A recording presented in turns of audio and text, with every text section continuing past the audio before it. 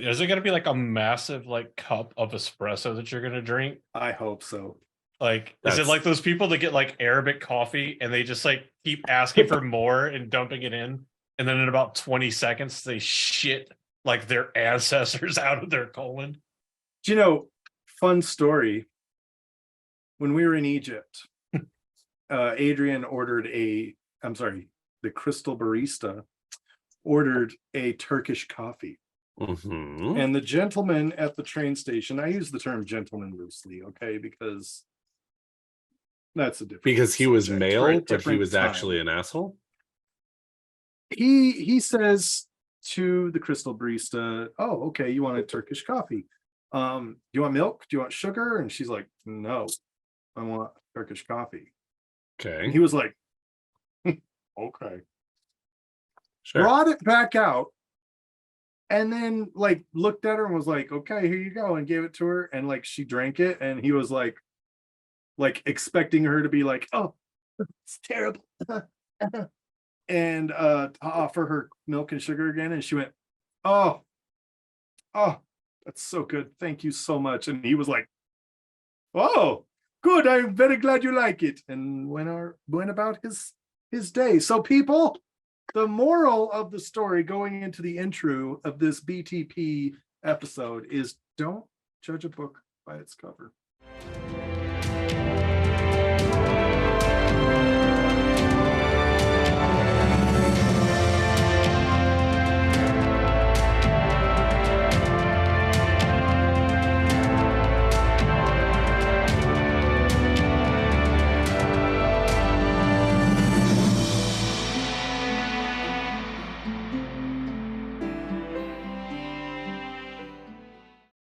I have a similar story from today regarding pho. So for lunch today, Fuck me. yeah, so I had to go work at a separate site that we support today, and Okay. it's in the same city where the girlfriend lives.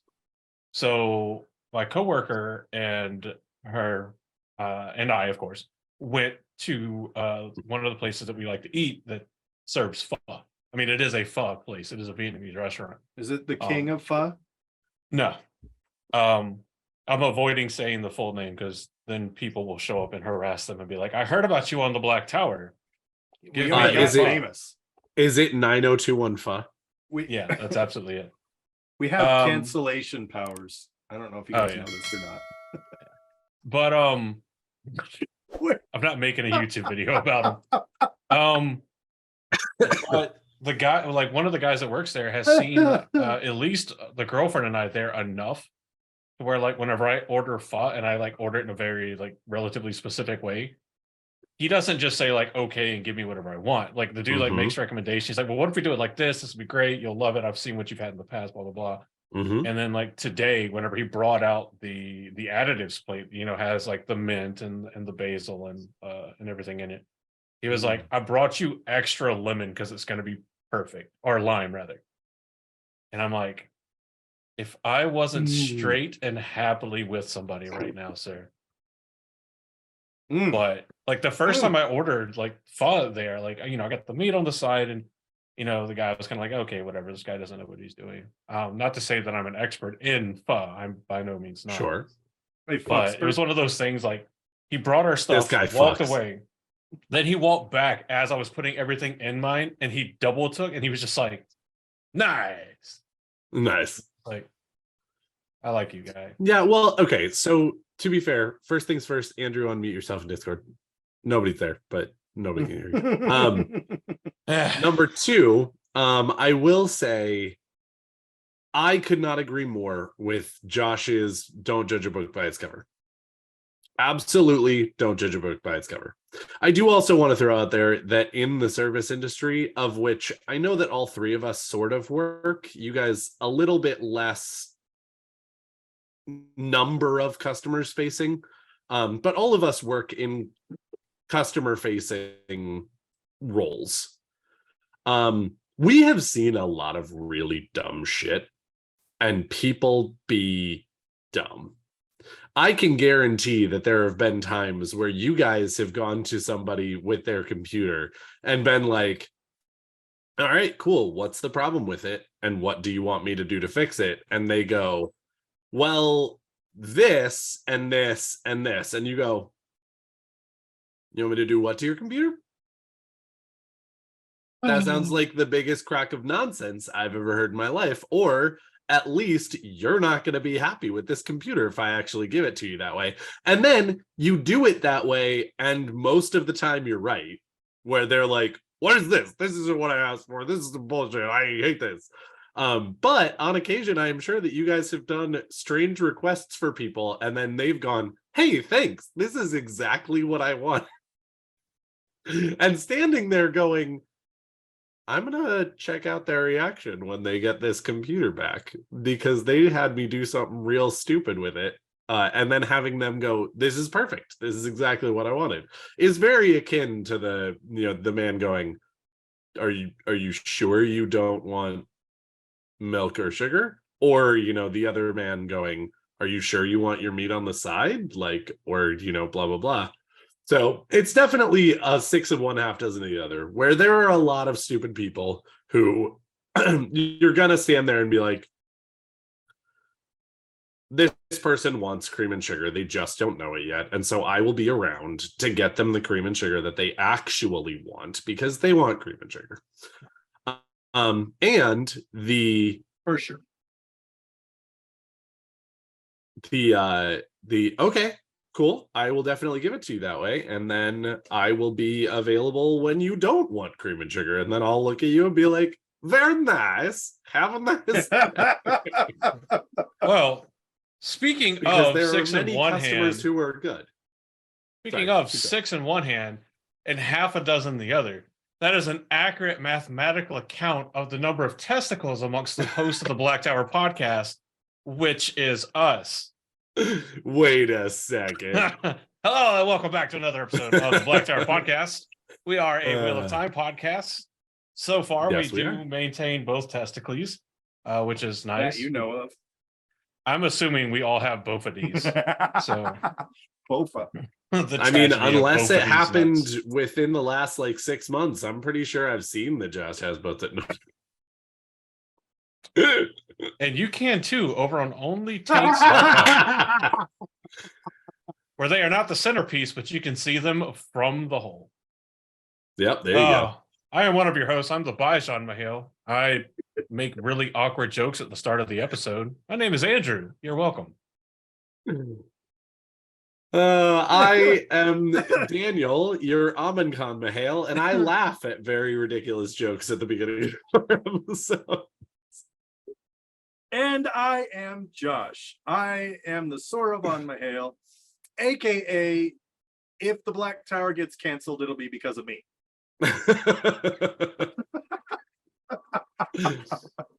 Yeah, well, there are definitely This is people a communal that were effort. canceled on.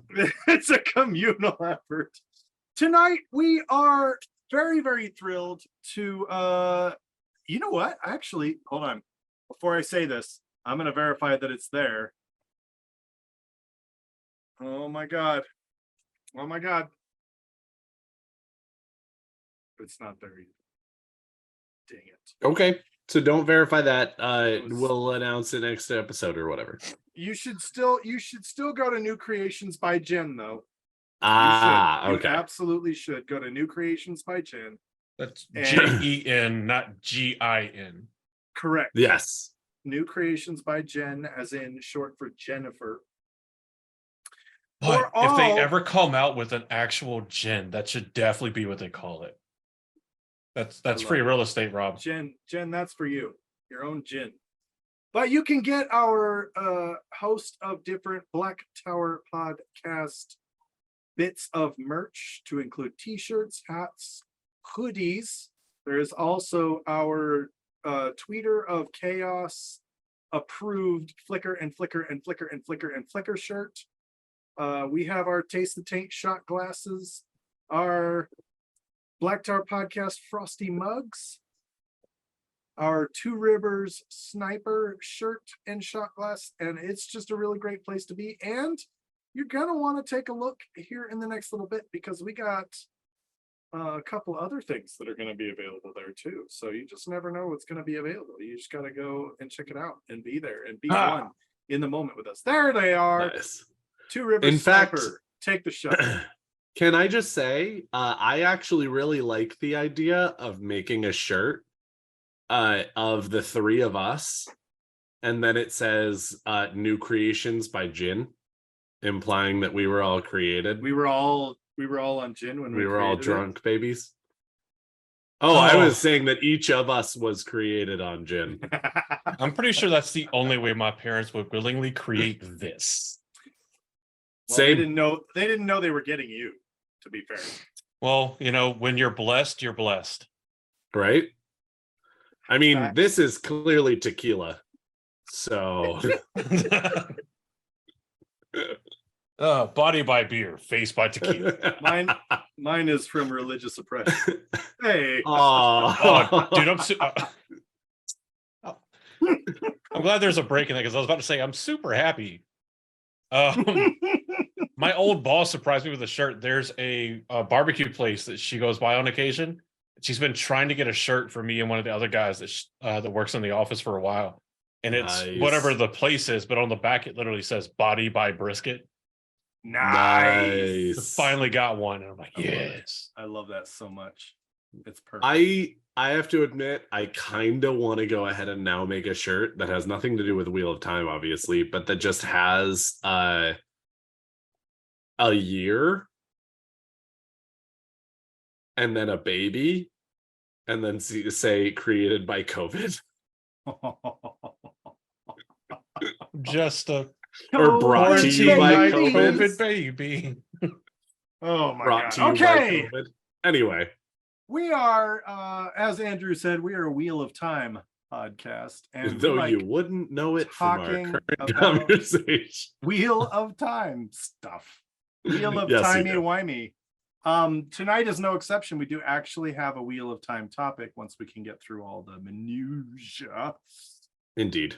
Thought you were gonna say. And if you manure. want to cut through all of the minutia, you can just go to blacktowerpod.com, and that'll cut you through all of the other content creators. I mean, all of the finding our social medias, and finding all of our episodes, and finding our multiple merch shops and things like that. It's your one-stop shop for all things Black Tower, and that's all that needs to be said about that.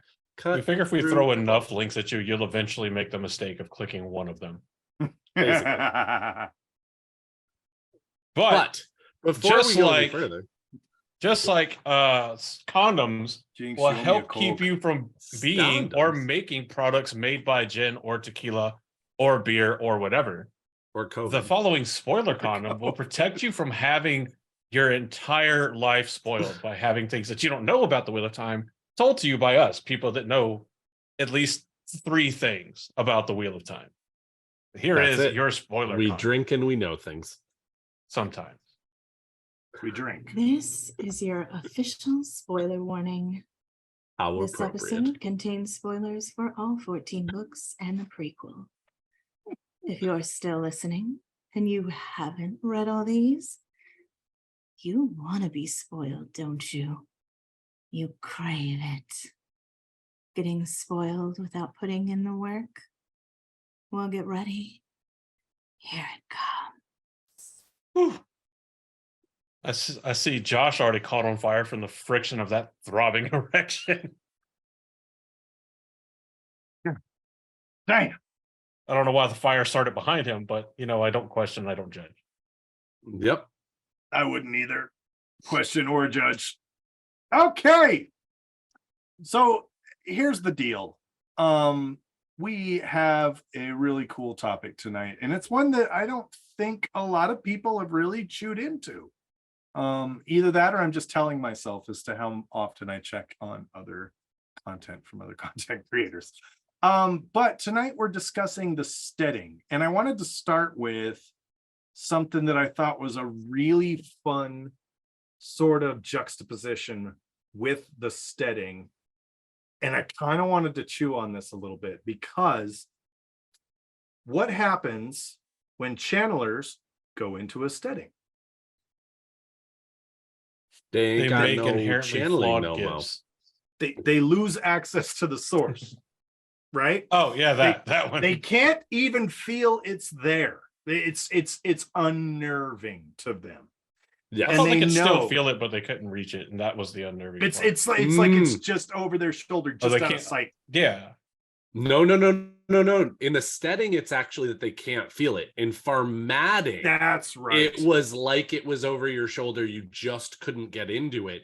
In the steading, you have the memory of the power of the true source, right. but you don't actually have the feeling of it there, which is why it was so nice for so long with the men who were stuck there, because it didn't actually feel like you were constantly missing it, but they felt like they were missing this piece that they had in the past. They always wanted that heightened sense of everything that the power gave to you. It's just that it wasn't actually there in your brain driving you nuts. Right. And Okay. and this is also why this was used as a sanctuary for male channelers during the breaking, because they thought maybe it's okay. But we always talk about this, and we always talk about how Ogier leave the steading, Mm-hmm. and if they leave the steading for too long, they have to deal with what's known as the longing, where there's something about the steading that they need to feel in order to physically actually live. I do love how in both instances, this is kind of described as an extreme, almost chemical addiction, where the withdrawal side effects can be enough to kill you. And in the cases of a steading, Ogier longing, it will kill them. And someone who is a channeler and goes into a steading can only stay there for so long before they too succumb to extreme bouts of withdrawal.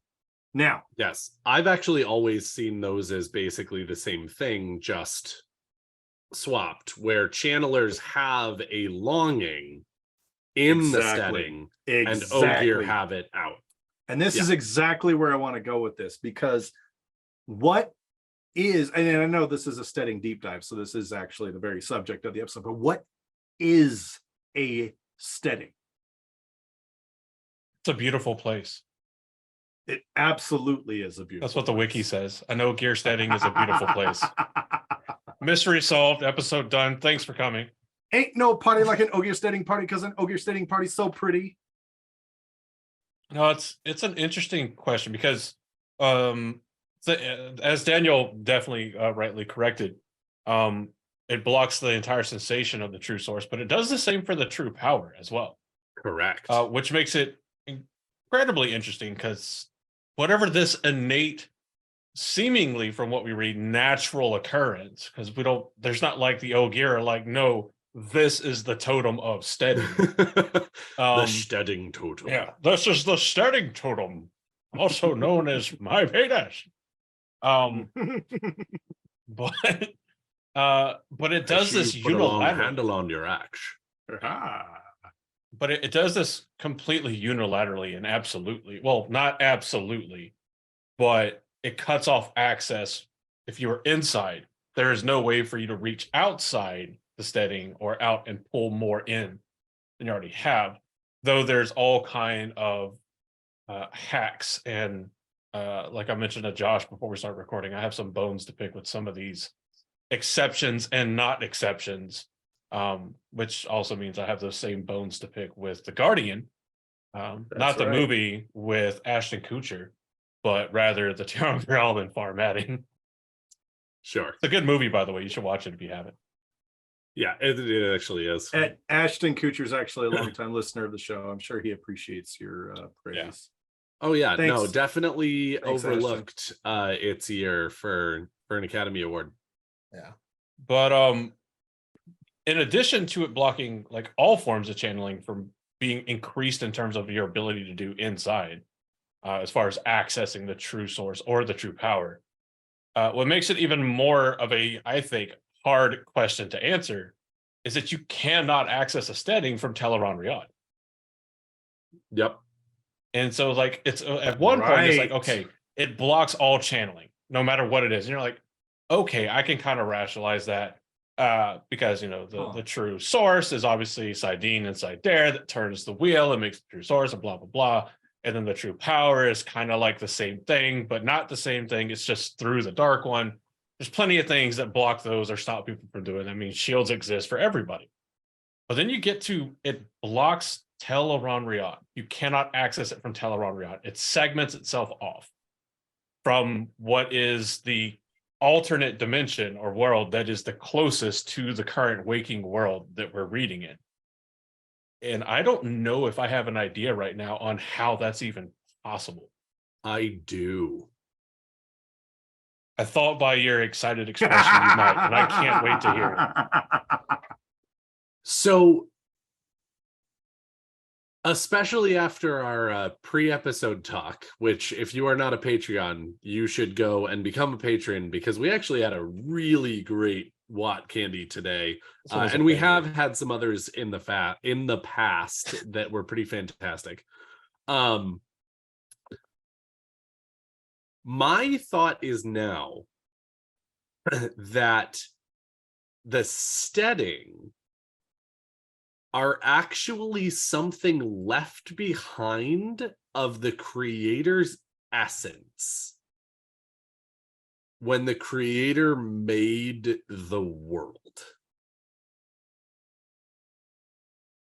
And really what's happening is that you are effectively walking into an area that is outside of space-time enough that nothing works, which is also why at the end of the story, when Rand has his pipe moment, he can't sense any of the powers because he has transcended effectively into the same pocket of reality or non-reality, whatever you want to call it, as the creator himself.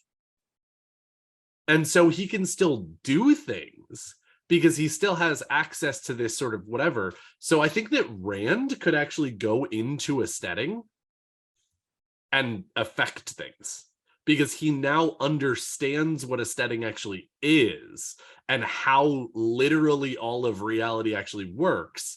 And so he would be able to do something there, but that no one else has transcended enough to actually understand what a Stedding is, which is why no one else can use any magic, which is why no one else can channel.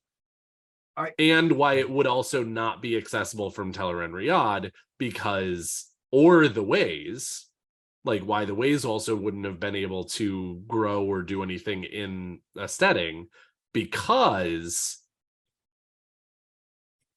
it is outside of the reality that the creator made because it is basically of the creator. That is what I think. Okay. I like where you're going with that. And I'm not sure my head is quite wrapped around where you're at, but I did think of something that I thought was real interesting with that. Excellent. Because we've got Nakomi, who is the creator's avatar, right? And now you've got Rand, who seemingly confirmed for Brawl. What's that? I said confirmed for Brawl. Continue. That is yes. And now Rand is also sort of an avatar, but I don't know that he's beholden specifically to the creator. I've always pictured him at the last battle as kind of being during the aftermath of the last battle, as kind of being outside the rules, as kind of being like, look, you suffered. Here you go. You get to just kind of be. You kind of. He's in a position where he gets to have the life he wanted, which is a life of insignificance. He was And I don't even mean that insultingly. No, I mean I that as completely agree. Yeah. he wanted to be a farmer and a sheep herder in the two rivers, maybe have a kid or two, live and die on the land that he worked and call it a day. And he has now that opportunity to do so. Where I would question this, and where I would say that with respect to a Stedding, can he affect changes in the Stedding? I would surmise that he could, just because Same. being outside of time and space and literally weaving realities, I feel like gives you that. That's kind of like your pass right there. They're like, yep, you know what you're doing, you can do that. Multi-pass. But if you've got Nakomi, who is the creator's avatar, how deep is Nakomi? How deep is the avatar? That is inappropriate. Well, Can so the avatar affect change? Does the avatar have the same ability to affect change? real quick, Within a Stedding. I actually see them similarly to what you were sort of talking about. Of Rand has almost earned his place of being not even remotely on the same plane as the creator, but to understand the world somewhat similarly to the creator. But of course, I think that Nakomi and Shadar Haran are actually the parallels, parallel characters. And so Shadar Haran has access to the true power. And therefore, I think that Nakomi would have access to because I think that Shadar Haran is the Dark One in a body. Not all of him. Like, he is still also in Shayol Ghul, still imprisoned and whatnot, but an amount of the Dark One is in a physical manifestation of Shadar Haran. I think that's also the same with Nakomi, where she has access to what the creator can do because she is actually an amount of the creator in a physical being. And so if we were to posit that Rand can now do things in Stedding because he understands more of how literally everything works, then presumably Nakomi would be able to as well. And Shadar Haran would not, because the true power is also not available to anyone in a Stedding either, and he is sort of beholden to the Dark One because he is the Dark One. That makes sense. Interesting. I may have an alternate theory Go. to explain this the Steddings. Do it. And it requires us jumping very close to the end of the books, where we learn of a very special book that the Ogier possess called the Book of Translation. Yes. And this is where we learn that, for those of us that have been in the Wheel of Time community, if you haven't dove into this or heard an explanation, this is where the meme that's not really a meme of the Ogier being aliens comes from. Because the Ogier remember, or talk rather, of ages where they were not on this plane of existence, or at least on this planet at all. They don't know if they were on another planet. They don't know if they were on another plane of existence, but presumably opening the Book of Translation, in addition to giving them the option or the ability to make that leap, that move, will also explain their origins and where they're all from. And kind of like how they're doing this thing. So with that, if you have a artifact that has the power to take an entire race of people, an entire species of people, the entirety of the Ogier, no matter where they are, no matter what state they're in, as long as they're, we don't know if it even takes like they're dead with them or not. That can grab all of those individuals and just boop, put them somewhere else so they can be safe. And generally, this is described as putting them in to transport them to a more peaceful place. What if the Steddings are remnants of their origin planet that go with them so that they can maintain the feeling of home?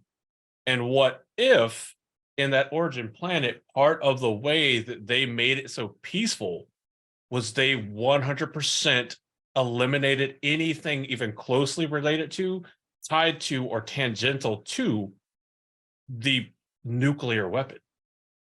Nothing that involves channeling, nothing that involves true source, true source, true power, nothing that involves Teleron Riyadh, nothing that involves planar shifting or planetary shifting other than the Book of Translation. You remove such a massive threat unilaterally from the world because we know it can be done. Because in our own world, we have the Guardian. That's true. And here's the thing. Well, is the Guardian follows under the same rules as the Stedding in that you can't reach it in Teleron Riyadh, right? Is that also the same? Let me look real quick.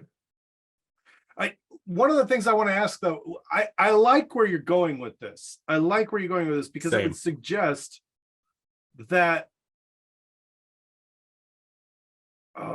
what if, because it even talks about in the Ogier in the Age of Legends were not bound to the Stedding as they are now, right?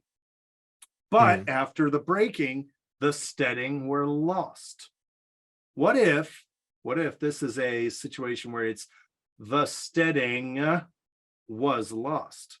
What if there is a seed or a piece, a fragment of a Guardian-esque ter'angreal that during the breaking was destroyed?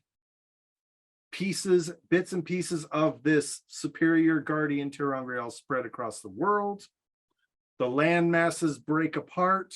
They move away from each other. And now you've got these small pieces of this S-tier Guardian ter'angreal spread around, still emanating that sphere of influence, that sphere of I don't know what the word is world for it.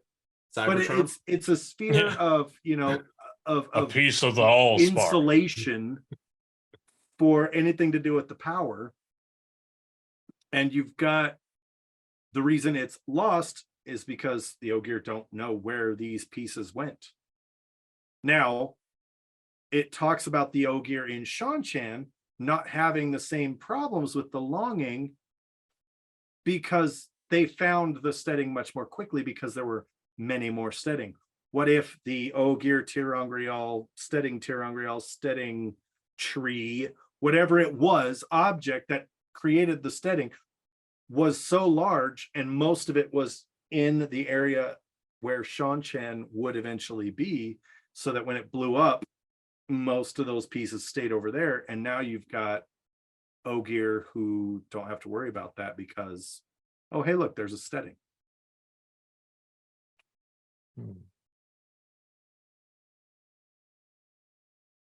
Trying to remember, because didn't the This is how you longing kill a start conversation. during the breaking of the world? No, it was after. Or was it well, okay, so it was me that. So you're saying like during the breaking of the world, whatever this Guardian-esque ter'angreal that the Ogier had or used or whatever was destroyed during that. Was destroyed. And now you've got, instead of one large, beautiful Stedding that the Ogier live in and are happy, and they don't have to worry about the longing because they all know exactly where it is. So then my question becomes, what makes the Ogier different from the citizens of Farmatting? Okay, I want to understand that question a little bit better. Well, you're saying that, like, if it's the same style ter'angreal, like the citizens of Farmatting go in and out of now, a fair point, far shorter lifespan, so they might not live long enough for it to happen. But and I mean, that might just be the answer. I'm like, why wouldn't the same style thing potentially happen to the citizens that live under the Guardian and Farmatting? Also, Josh,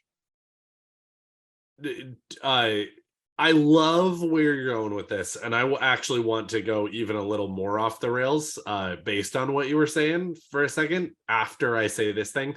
But they do actually talk about in the Age of Legends there were Steddings. There was not one great big Stedding. There was not one single Stedding. There were Steddings that the Ogier knew about and could sense and could follow back to and things like that. What happened in the Age of Legends that they lost them was the Steddings moved. The Steddings were, as the earth and the sky and the oceans and everything were rent by the male channelers, the Steddings were changed. They were no longer geographically where they thought they were. And that's what sort of, again,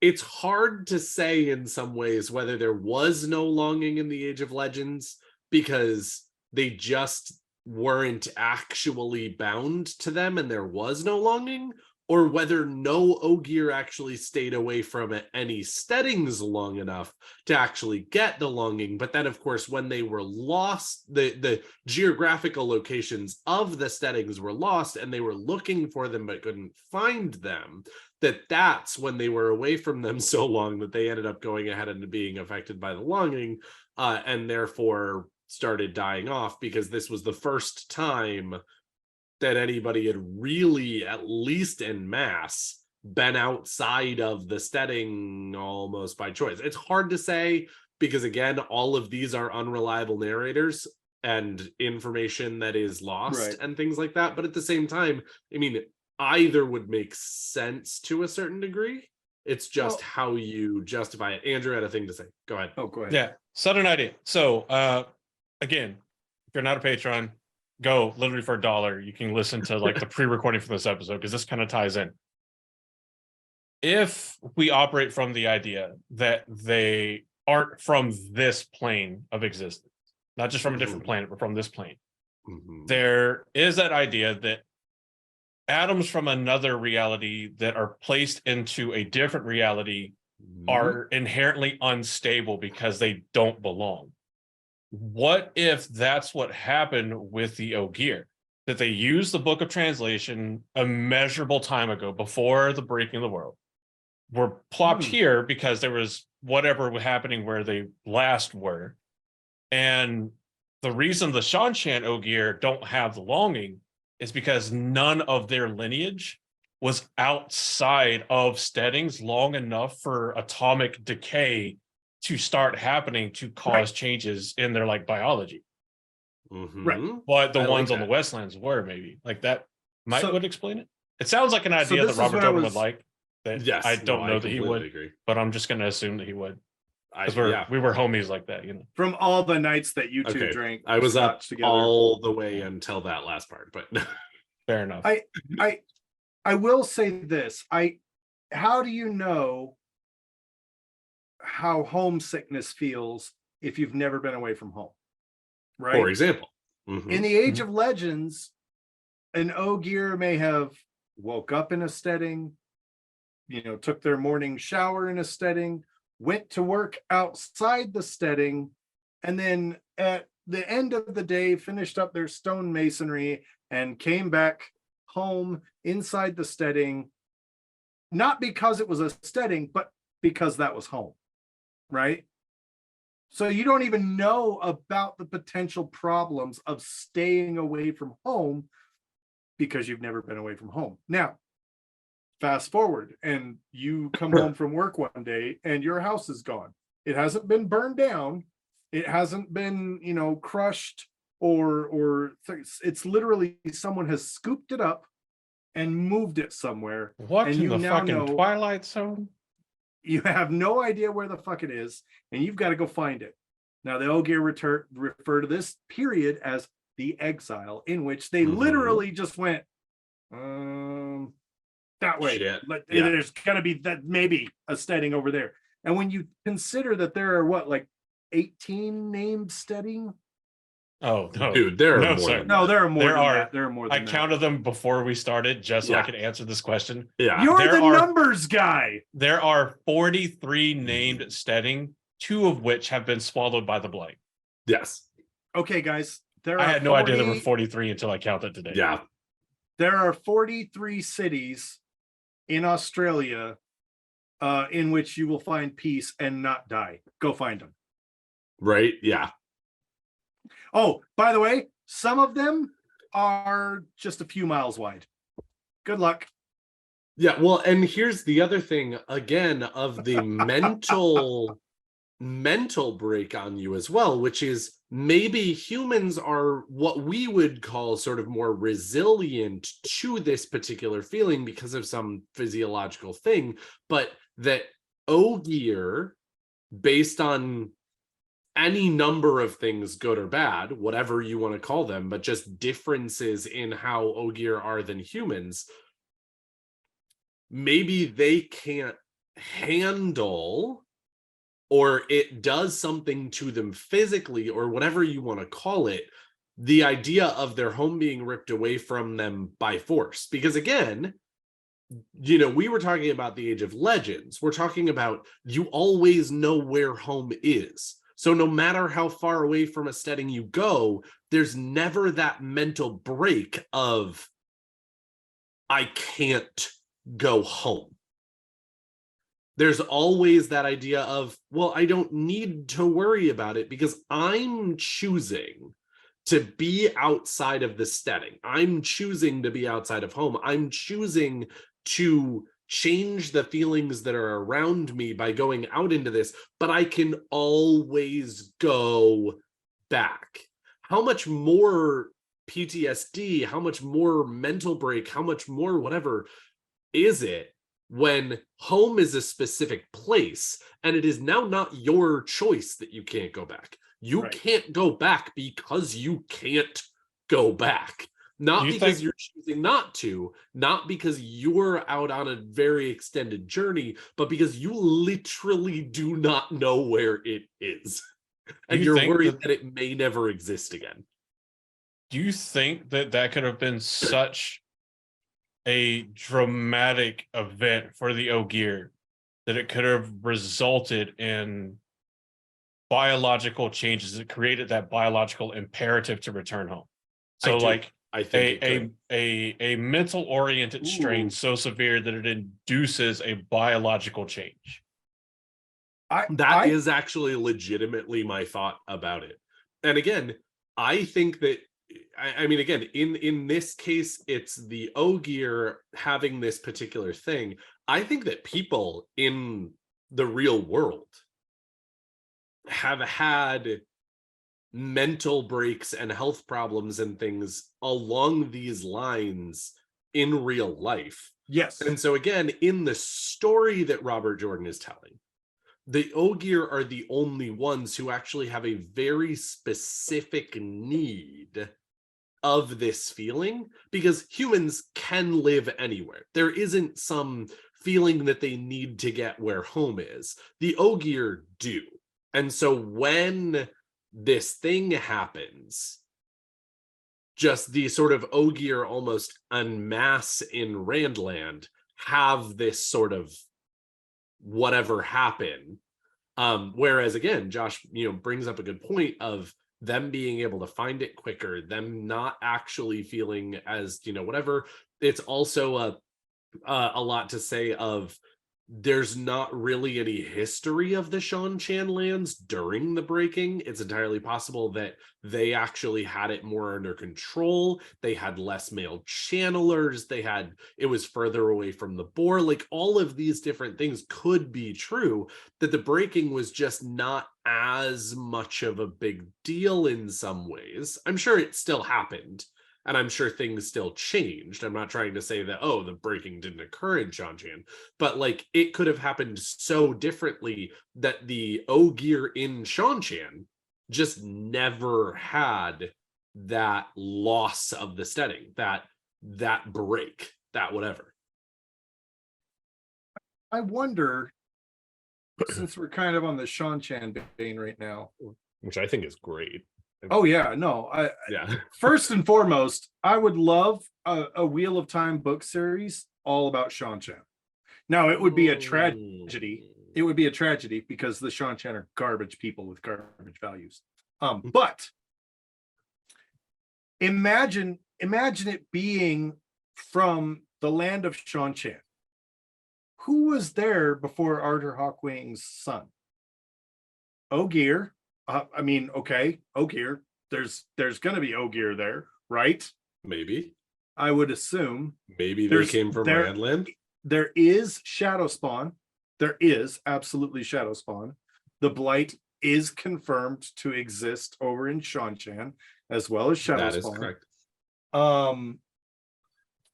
And now you have these guys from the Westlands roll up, not unlike they did in the books, roll up onto Falma, and they're like, hey, by the way, we're the Shanshan and we're back. And everybody's like, back? The hell do you mean you're back? Oh, didn't we tell you we're Arthur Hawkwing descendants and we're back? We conquered those lands. Now we're so I can imagine just Arthur Hawkwing's son showing up with a full ass army and being like, hi, we're here to conquer you in the glory of the Eternal Empire. The Succeeding, right? Because Mhm. they were so effective in their military campaign against the Shadow Spawn that Shadow Spawn is a thing of myth in Shanshan by the time we reach the point of the story in which we start reading.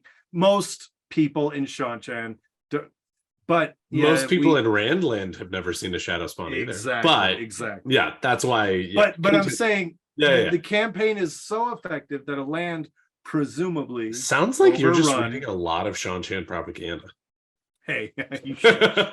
Which is, of course, what we hear in the books, which is why it's appropriate Yeah. that you're sort of spouting it, because again, unreliable narrator, almost everything that we hear about Shanshan is from Shanshan propagandists. Like, continue. So my question then becomes, did Ogier go with Arthur Hawkwing's son? Yes. I would say no.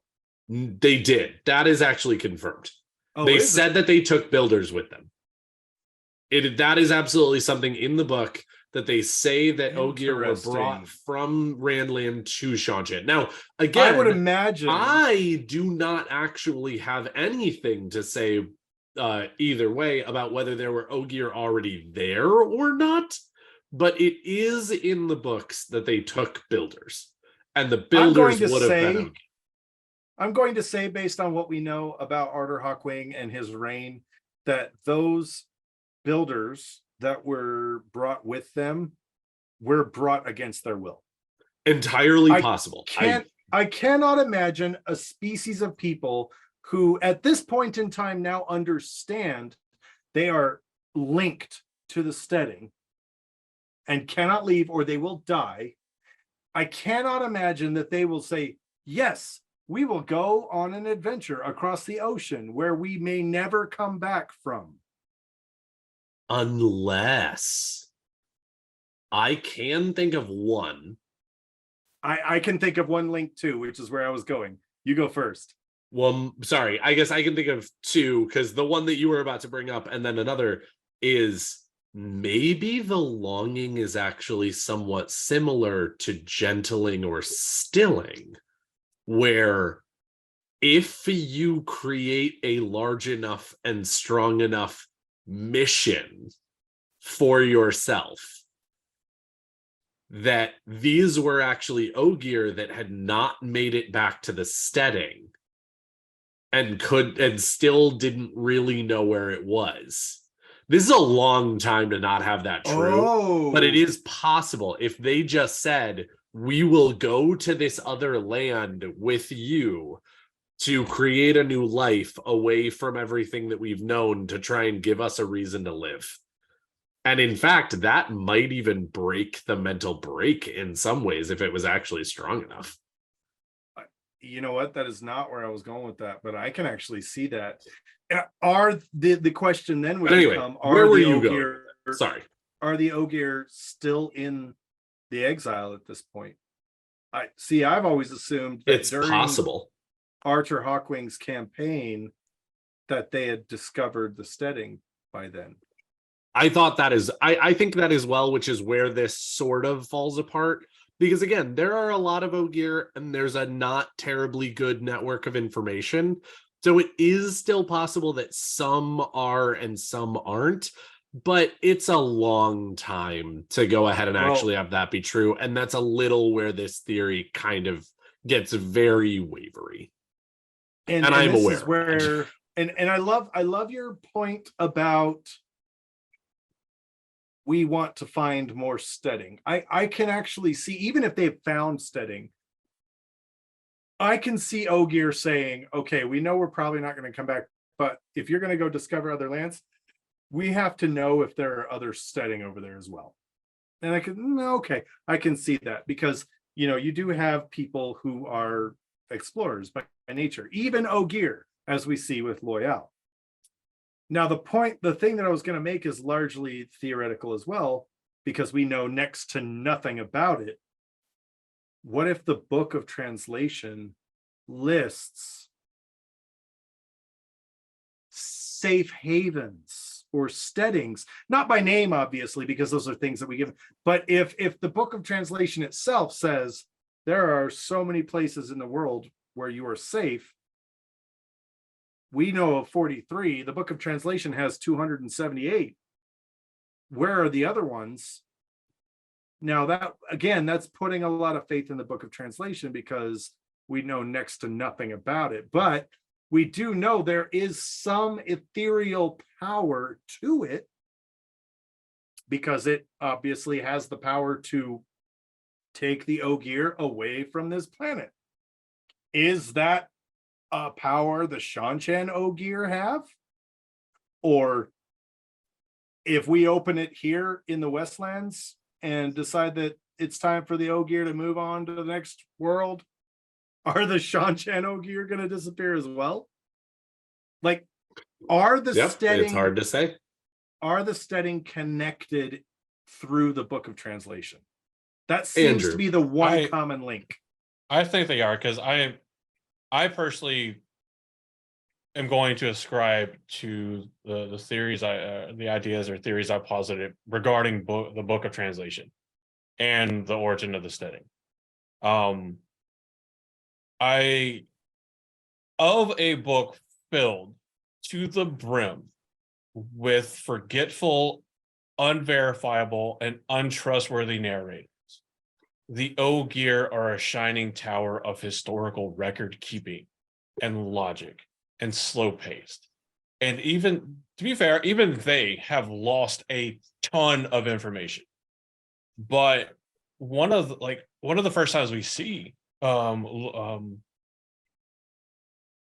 fucking get it in a second. Loyal, there we go. Traveling, like I was like, Logain? No, Logain? No, not Logain. Loyal.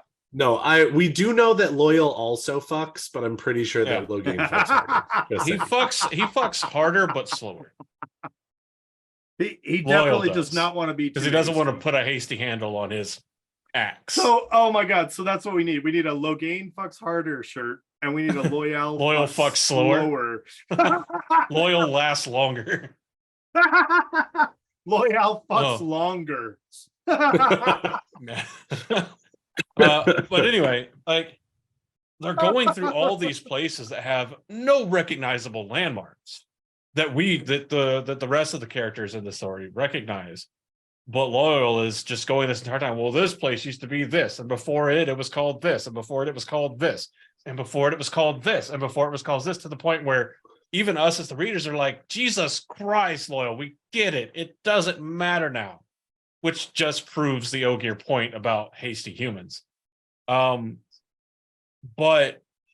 I put a lot of stock and merit into the Ogier histories because of the demonstrable accuracies and value and intrinsic love for them. Because it's not just Loyal that's like, yeah, we should keep history. That's a good thing. We should write books about what's happening. In fact, he's like the black sheep of the family, that he wants to go outside and adventure. And everybody else is like, why? Stay in the Stedding. The Stedding is safe. There is no danger in bossing Stedding. God. But so with that, I think I have to put more stock in the Ogiers assumptions, assertions, and records of the book of translation and what it relates to than I would put in any other historical record from the world. Because these are people that live long times. If I'm not mistaken, the Ogier lifespan is longer than Aes Sedai, even, or at least on par with an unbinding rod bound Aes Sedai. They live incredibly long. So there, for us, where we are talking like many, many generations since the breaking of the world, for the Ogier, it might be what, 3, 4 generations since the breaking of the world. So when they talk about, we don't know exactly what the book of translation does, but we know it relates to this, that we have not always existed in this world, and that this book can take us away from this world or provides us the path to do so. I think that it extends across the entirety of the Ogier. Yeah. I mean, with that, yeah. Maybe it's just because I really like the idea that the Ogier are from a different plane of existence, and that explains why those that are outside of their teleport came into this world with them safe havens. The ones that are outside too long start degrading and becoming sick, because it's not like we don't see the absolute astonishing hardiness and resiliency of the Ogier.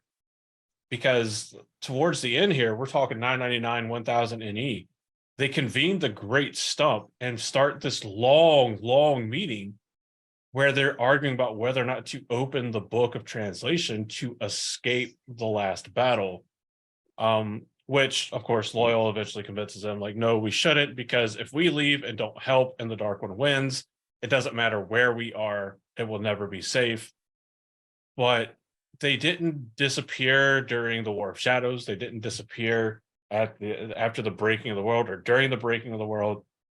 So to me, that leads me to believe that the Ogier conscience is not quite so shakable to where they would be so mentally broken from not being able to find the steadings that it would result in a biological change and create a biological imperative for the longing. I think it has to be something that fundamentally changes, because they don't, quote unquote, belong on a kind of like quantum physics level in this world. And as long as they stay in the longing, they are protected from, this kind of cellular atomic degeneration. I think it's interesting, an example that we can see in our very own time, and I know it's less and less common now, but your grandparents or your great grandparents that lived through the Great Depression and the Dust Bowl, most of them are kind of hoarders. They go to the store, they count coupons, or they clip coupons, they save your Ziploc plastic bags, they save aluminum foil, they save the newspapers. And a lot of people nowadays, because things are good, okay, it's never been a better time to be alive. I don't care who you are, things are better now than they've been ever before. You can see it from Loyal's perspective. He's a young person from the newest generation, standing on the shoulders of privilege and security made available to him by the previous generations. Now, I'm not saying that's good or bad, okay? That's a whole different conversation. Loyal, check your Ogier privilege. But when Loyal presents his case that we need to stay and fight, this is our fight, he's making that argument from a position of relative comfort, relative ease, relative privilege. He doesn't know what the longing feels like. He doesn't know how hard the exile was. And as Andrew was saying, it could have just been a couple generations. Loyal's grandparents could have been members of the Ogier species who experienced the longing during the exile. They very well could be people who remember that. If not directly exposed to it, they very well could know the story from their parents or their grandparents. They could have a first-hand account of how bad things can be.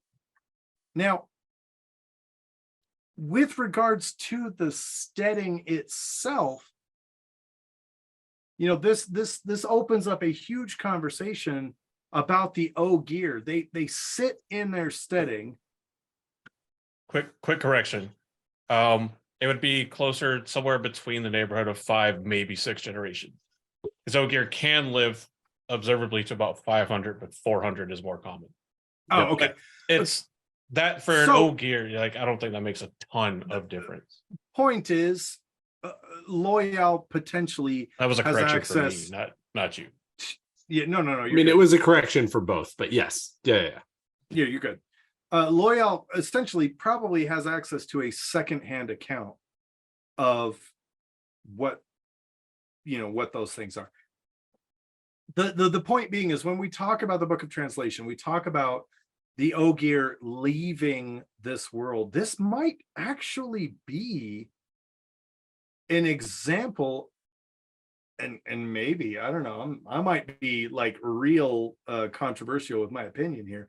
This might actually be the first time we have evidence of Ogier not following the pattern of ages, following the pattern of the wheel, because it does talk about whole ages where Ogier do not exist on this plane. Ogier open the Book of Translation and they shift to another plane of existence where they exist for a little while. When shit gets too fucky there, they open the Book of Translation and they warp over to this plane of existence. I don't know if there's 2, I don't know if there's 3, I don't know if there's 4, I don't know, whatever. But we do know that it is factual within the Wheel of Time universe that there are ages in which the Ogier do not exist on our in Ranland. They're gone. They're somewhere else. And then at some point in time, they come back. Now, there are many Ogier who believe that in order to usher in the 4th age, Ogier have to leave. That's it. We need to be gone. We need to not be here. We need to go, and we need to take our steadings with us in order to welcome the 4th age in. Loyal convinces them to stay. So I would posit 2 possibilities. One, and this fits along with our fan fiction that we haven't added to in a long time. I'm going to compile that one of these days. Shit gets even fuckier after the last battle. It's just we're not fighting Shaitan. Or 2, Why would you say that name? the Ogier make the choice in a time of peace to open the Book of Translation because they have reached a point in which they feel like they can help the other side much more with their understanding, enlightenment, and capabilities. Well, okay, so I love your idea here. I really do. Let me be very, very clear. This is all very, very philosophical, and I love philosophical. Like, it's one of my favorite fucking things ever. However, it does sort of posit in some ways that each age is exactly the same mirror. Whereas I don't think that's true. I think that each age has its, or each turning of the wheel, I should say, because age is not the right word here. Age is actually a little I was off. very confused for a second. I was like, what? Yeah, sorry. That here is the beginning of the wheel turning. And here is the end. But there are Found no beginnings myself nor right endings. back to where the I time. started again. Well, and then it starts again. It is How could a it start beginning. again if it never ended? This is the song that doesn't end. But yeah, so this is one of the things that I've always found like the most fascinating about the Wheel of Time. It took me, I want to say, a number of books in my first read, possibly my second, to really realize that everything that you hear in the Wheel of Time is suspect. Every single fact that you hear in the Wheel of Time is suspect. Every fucking one of them. Absolutely. All from points of view of a character. Every single one of them. And Robert Jordan, I think, does a masterful job of giving you characters that you think know what's happening and you inherently believe. And then typically at some point breaking that. And having you realize that some of these characters know more than others, which is absolutely true. Some of these characters know less than others, like the fucking sheep herder. And some of these characters are just doing the best with what they've got, but that's the best that they can do. And so again, we have this story where there's the first age, presumably, and then the breaking of the world into the second age, which is Arthur Hawkwing and the Age of Legend. Sorry, I apologize. There's the first age, which goes into the Age of Legends, which then ends with the breaking and then goes into the third age after the breaking, which is multiple eras long. Because we're in 998 when the story starts. We're not in 3000. Or 2,998. We're in 998 NE. So there's eras within ages within other stuff. And so we're talking about people trying to do their best to understand how time works, how long they've been here, what's been going on, measure things, and understand the world around them. And so again, you can kind of think of it in some ways, like one of the popular sort of ideas about this story is that we start the story as the audience in the first age. That's the A turning of the Wheel of Time is you begin in the first age and you go all the way up until Tarmangaiden. And then it starts all over again. But who knows? I mean, presumably they don't actually really understand what was around before the first age, whether there was a Tarmangaiden that happened before the first age began. We have no idea how many times the 3 ages pattern has happened or whether it's even 3 ages. And so again, you're talking about sort of like the Book of Translation and the Ogier being brought to Randland an immeasurable time ago. They could absolutely be around if you're just talking about sort of if you're just accepting just for a moment that it's a 3-age cycle. They can be there for this 3-age cycle and this 3-age cycle and this 3-age cycle and this 3-age cycle and then be gone for every other 3-age cycle in time immemorial. True. Which they don't actually have to be gone at the beginning of something and there at the end of something. It's absolutely a situation where they can be around for turnings of the wheel. Or they could be around for a turning of the wheel, or they could be around for this turning of the wheel and then not for this one, and then back for this one and then not for this one.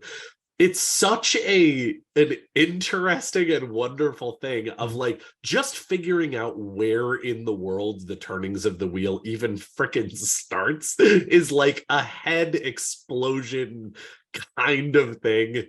in and of itself. Sorry, that was a Well, long explanation for sort of. Well, they are like I love the your s- thought, Josh, but like, who fucking knows? Yeah, oh yeah. Yeah. I mean, they are the singular mortal beings that we are aware of that even have a potentiality of not being bound to the whims of the Wheel of Time.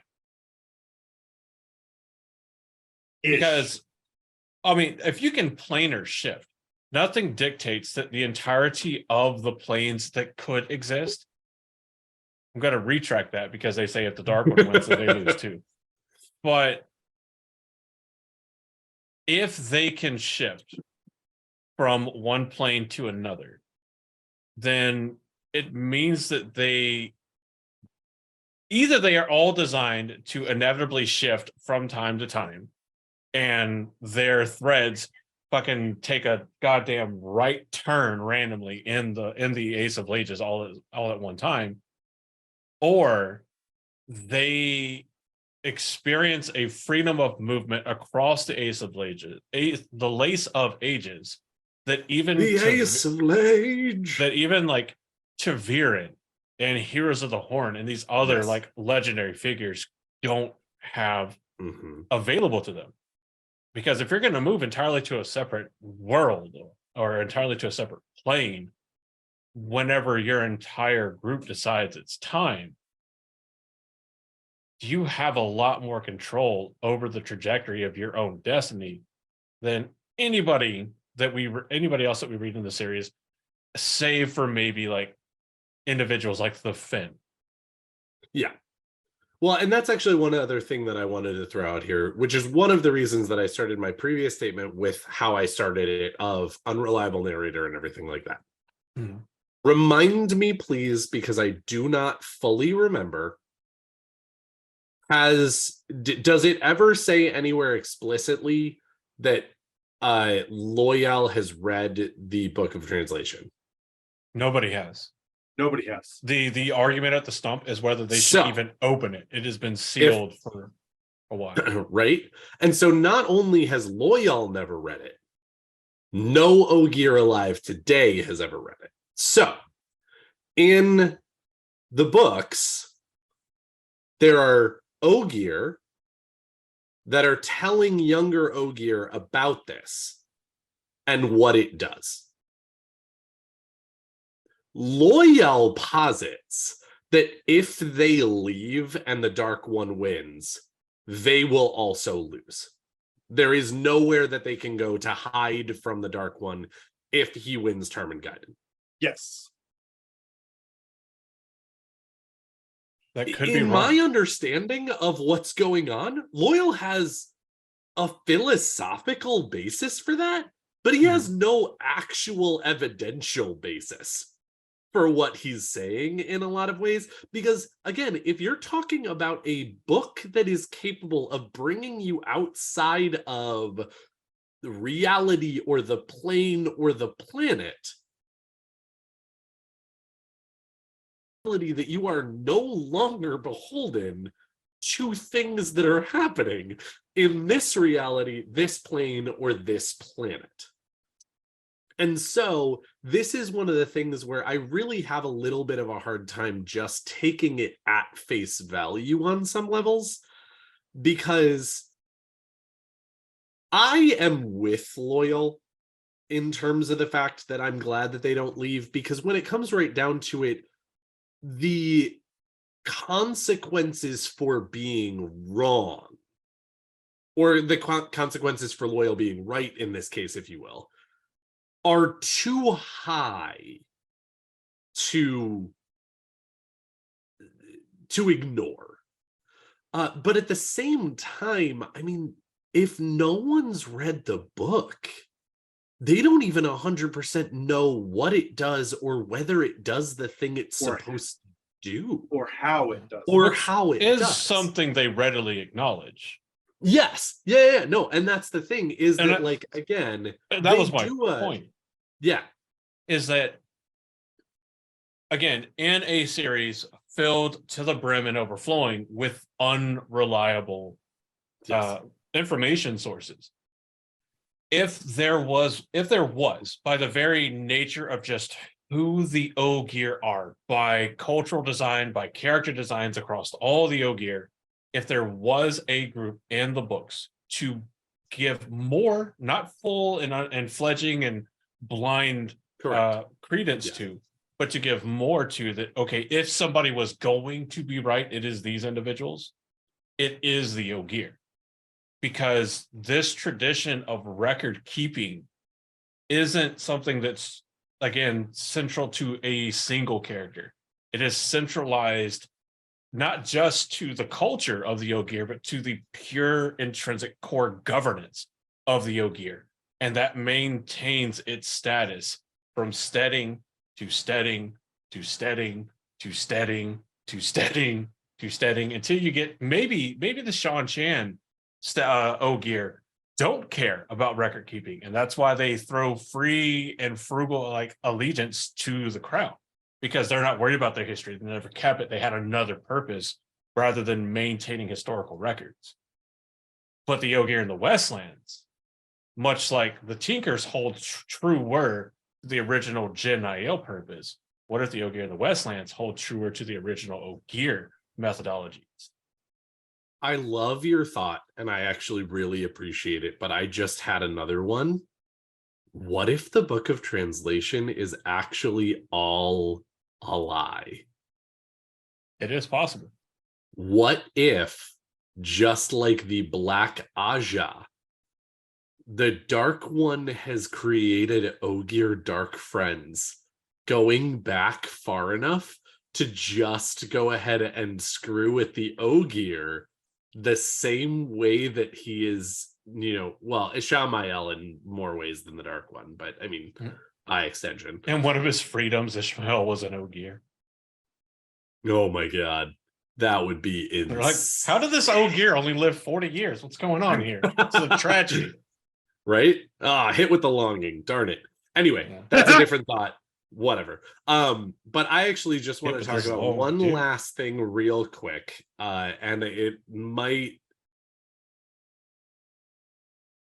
I don't want it to turn into too much longer because we're already at a while. But how about wrap it up as your final thought? There we go. Okay.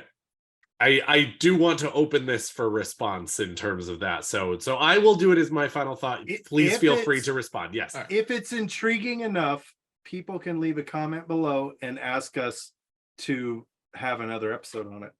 There we go. So what if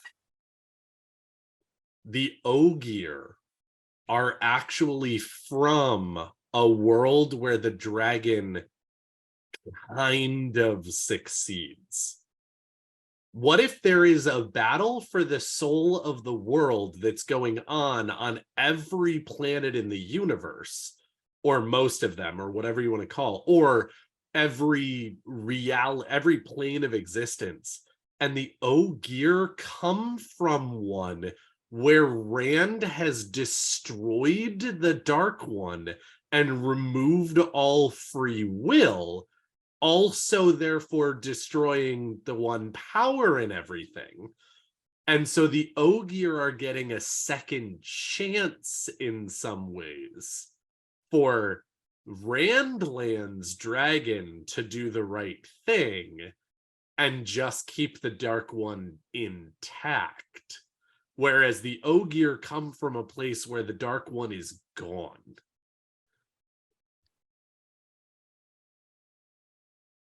Because that would explain in some ways why the true power, the one source, the like idea of sort of the nuclear problem and all of this different stuff sort of makes sense that they like it doesn't work for them. Like they're unaffected by it because they come from a reality, as Andrew sort of said, that they bring some of that reality with them when they enter Randland. They're and they're atomically different because their era or their age or their whatever you want to call it is different. Their dragon did something else. That's my crazy thing. Stedding are cool. I think they're from the creator, but I am absolutely willing to do this one. Anyway, those are my final thoughts. Stedding are cool. Ogier are awesome. Ogier are kind of the coolest species in the whole thing. Andrew, you have thoughts? So you made me think of something with the what if the Dragon Reborn or the dragon or whoever did Sure. something that affected the Ogier? What if the Ogier come from a reality where Trollocs, instead of being wiped out, were instead purified and removed of Agonor's taint? Which is why, And which explains why everyone they're so thinks- massive, they're so strong, they have Ooh. latent warrior tendencies, and the dome that separates them not only Ooh. from the true power of true source, but also the true power and Teleron Riyadh serves as a total barrier to keep the taint of Saidin from ever touching them again. And when they're out of it too long, it is the taint and the accessibility to Shaitan that results in them growing sick and dying because they are perverse renditions of a shadow spawn creation. Damn, I have a new headcanon for the origin of the love Ogier. I love Also, that. again, if the Dark One is actually able to see into those other worlds, maybe he actually gave Agonor the blueprint for the Trollocs, which is why they look so similar, but they're also different, because this is Agonor trying to replicate what the Trollocs in this other place were and can't get it right, which is why all these Trollocs look different.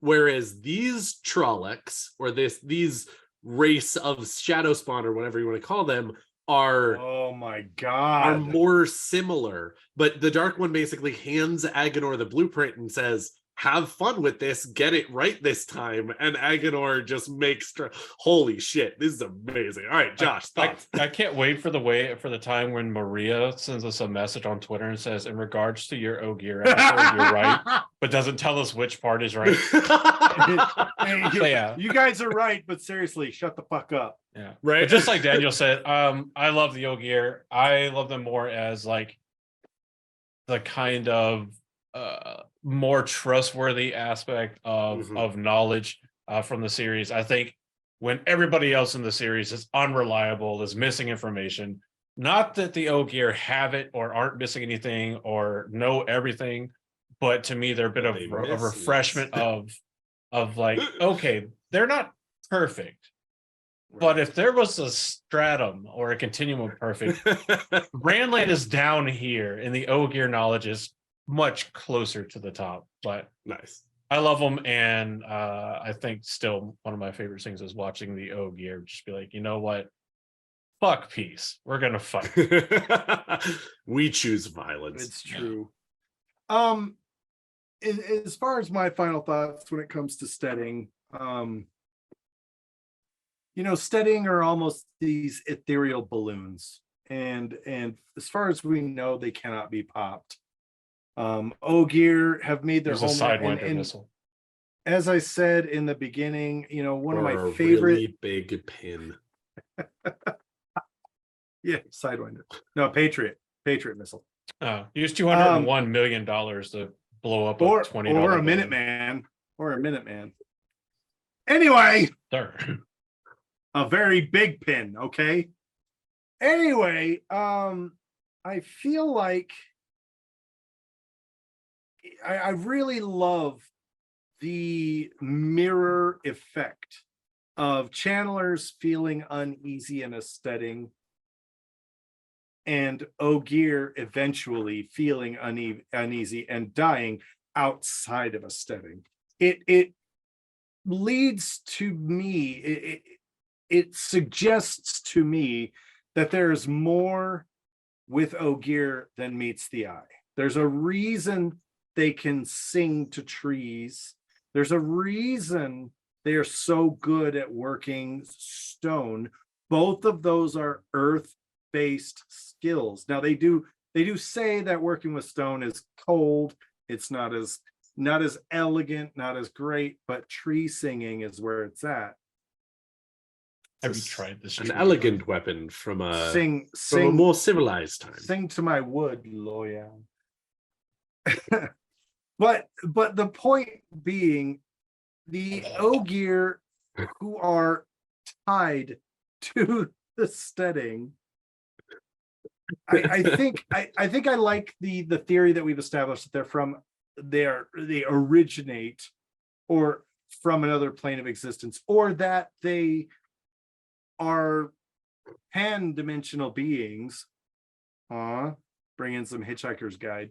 They are pan-dimensional beings, so that when they exist on our plane of existence, they don't necessarily follow all the same rules. And that would make the Stedding sort of sanctuaries of this other plane of existence that they also sort of exist on. Or at least, if they go from this wheel, if our existence is a wheel and they traverse between another existence, which is also a wheel, the conduit or the plane of origination or plane of translation is the rules. Maybe the book of translation is the rules by which they are affected, the rules by which they exist. And it allows them to traverse between different planes because it's a latent inherent ability within them.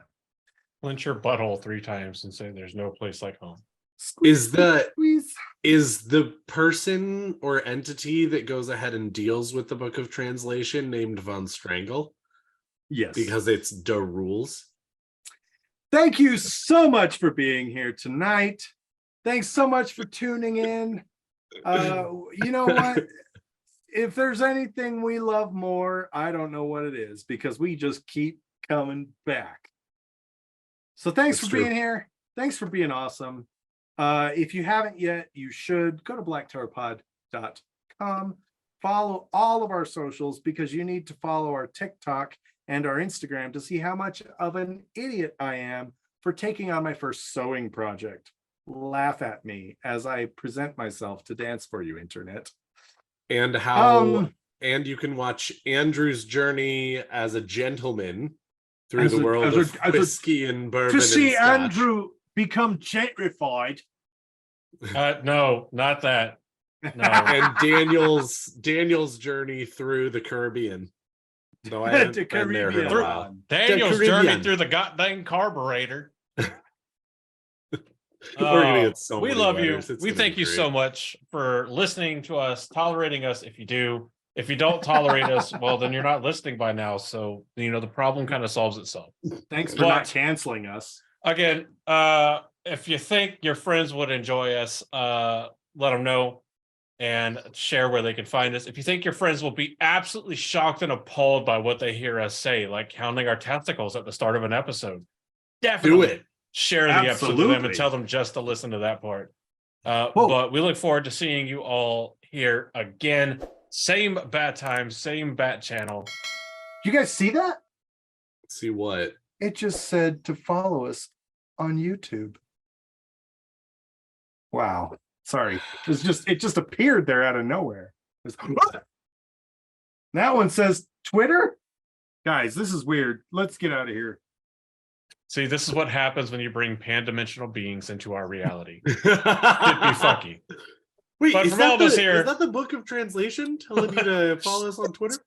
Quick, before we go to the next plane, we have been the Black Tower Podcast. I'm your boss, Sean Hale, Andrew. I'm your sort of on Mahale, Josh. We hope you leave here just a little bit more insane than you were when you first got here. And I am your Amin Khan Mahale, and very akin to Loyal, I will stay and fight for all of us, even if it costs me my life. But from all of us here at the Black Tower Podcast, thank you very much for listening. We have very much enjoyed your presence. We hope that you are having a wonderful, beautiful, Stedding-esque morning. And in case we don't see you again, good afternoon, good evening, and good night. Oh, I love it. Okay. It's time to stop. And the recording has stopped. Excellent.